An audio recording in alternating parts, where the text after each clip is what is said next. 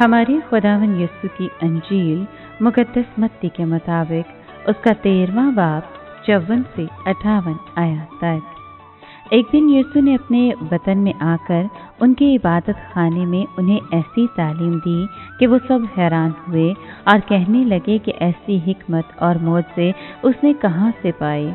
क्या ये भड़ाई का बेटा नहीं? और उसकी माँ का नाम मरियम और उसके भाई याकूब और यूसुफ और शमौन और यहूदा नहीं? और क्या इसकी सब बहनें हमारे यहाँ नहीं? फिर ये सब कुछ उसने कहाँ से पाया? और उन्होंने उसके सबब से ठोकर खाई।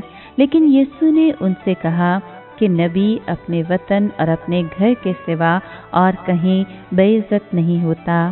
और उसने उनकी बेतकादी के सबब वहाँ बहुत मौज से न किए।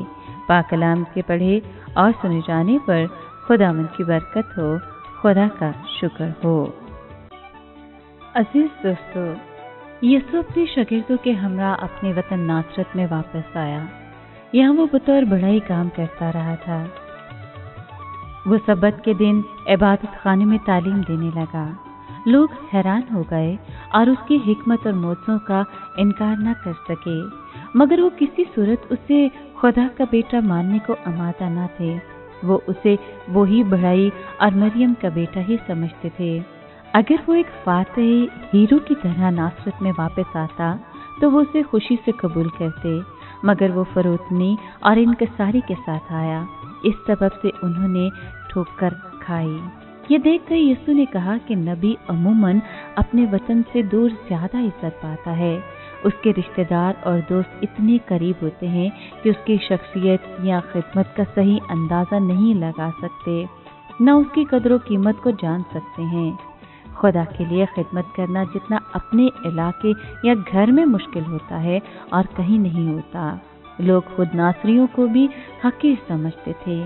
आम रवैया ये था कि नासरत से कोई अच्छी चीज़ निकल ही नहीं सकती, मगर ये समाजी अछूत भी खुदावंद यीशु को हकारत की नज़रों से देखते थे। ये इंसानी दिल के तकबर और बेतकादी पर कैसा नुमाया तबसरा है। उनकी बेतकादी नासरत में निजात दहिंदा के काम के राह में रुकावट साबित हुई। वो सिर्फ थोड़े से बीमारों को अच्छा कर सका। उसने उनकी बेतकादी पर ताजुब किया। यहाँ यीशु को फिर तन्हाई और तहकीर का मजा चखना पड़ा कि उसे गलत समझा गया। उसके बहुत से पैरोकार भी इस गम में शरीक होते हैं। खुदावंद के खादिम अक्सर नहायत आजिज़ाना और मुनकसराना लिबास में ज़ाहिर होते हैं। क्या हम ज़ाहरी शक्ल सूरत से आगे देखने और हकीकी रूहानी कदरों कीमत को पहचानने की सलाहियत रखते हैं? यीशु नासरत में रद्द किया गया, मगर वो इस बात से खौफज़दा न हुआ, बल्कि वो चारों तरफ के गांव में तालीम देता फिरा। अजीज दोस्तों, इस किस्म की बेतकादी से बेहद बुरे नताइज बरामद होते हैं। फजल और रहम के रास्ते बंद हो जाते हैं। यहाँ तक कि ज़रूरतमंद इंसानी जिंदगियों तक सिर्फ चंद कतरे ही पहुँच पाते हैं।